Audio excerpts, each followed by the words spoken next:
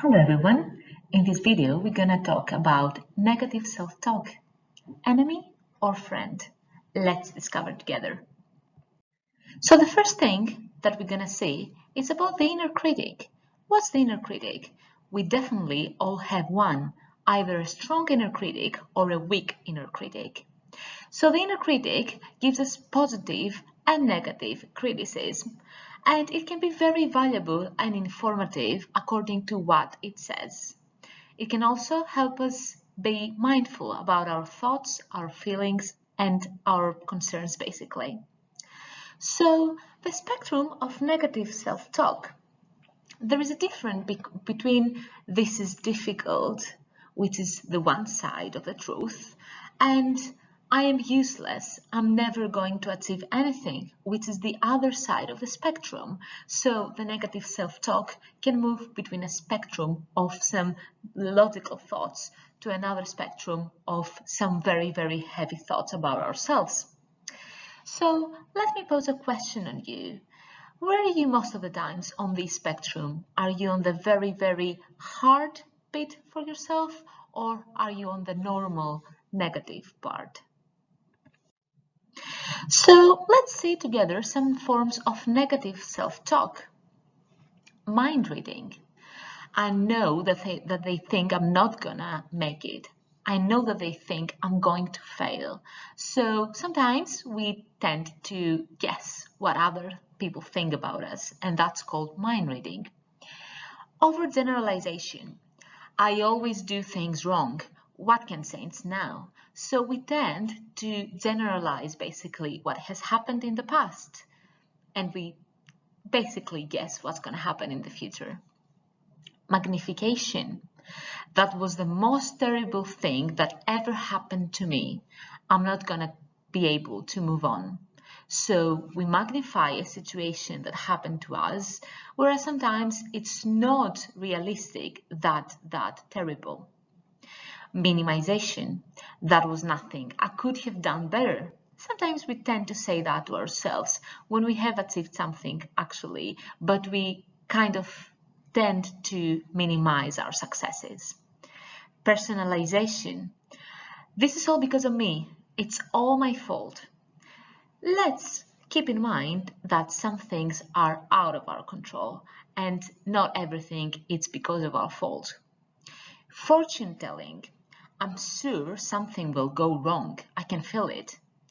Maybe sometimes we may have this extra sense that we can predict something, but we can never be 100% sure that something will go wrong. Labeling.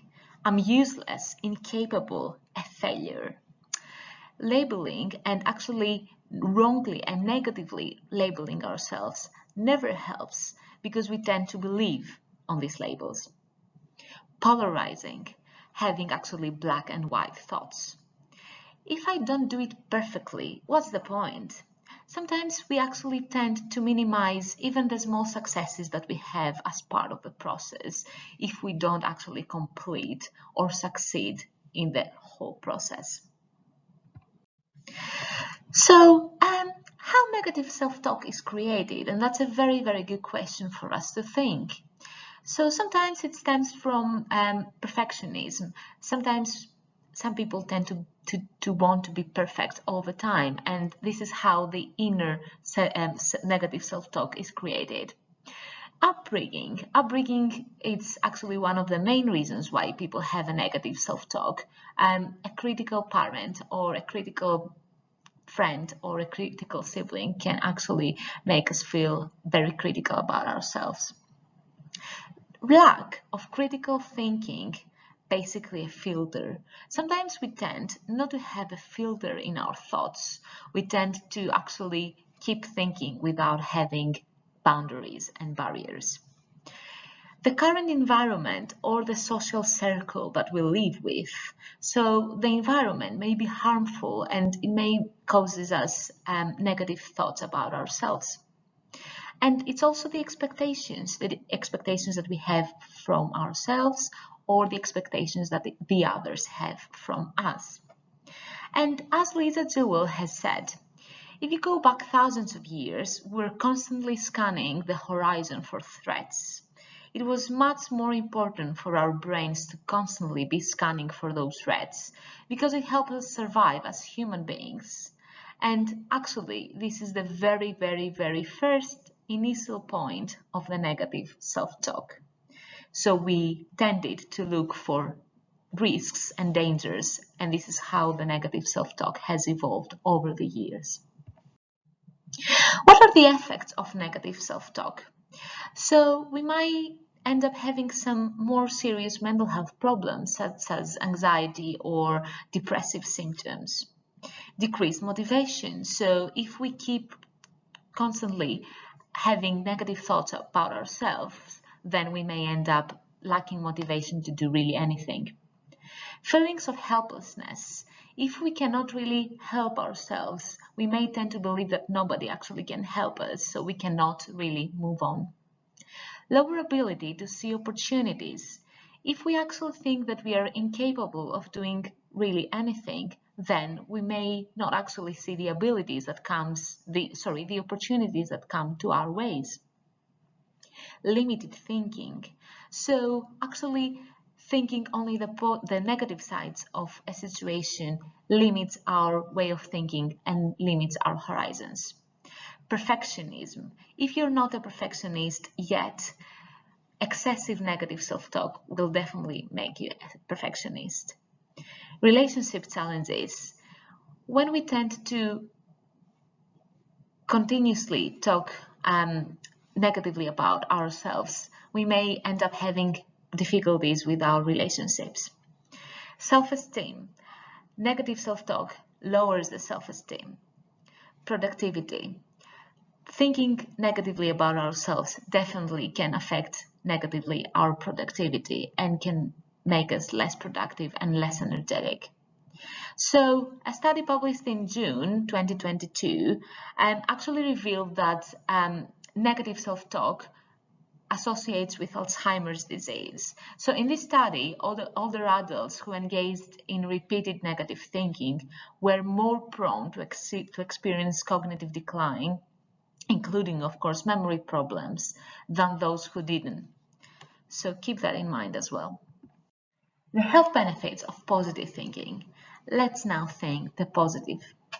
So positive thinking can increase our lifespan, can make us have low possibility of depression and lower levels of distress. Greater resistance to the common cold, so negative thinking can make us more prone to common cold. Positive thinking can also help us have better psychological and physical well-being, better cardiovascular health, and better coping skills during hard times. So research has shown that positive self-talk is a great predictor of success. You can make it, and you have to believe it.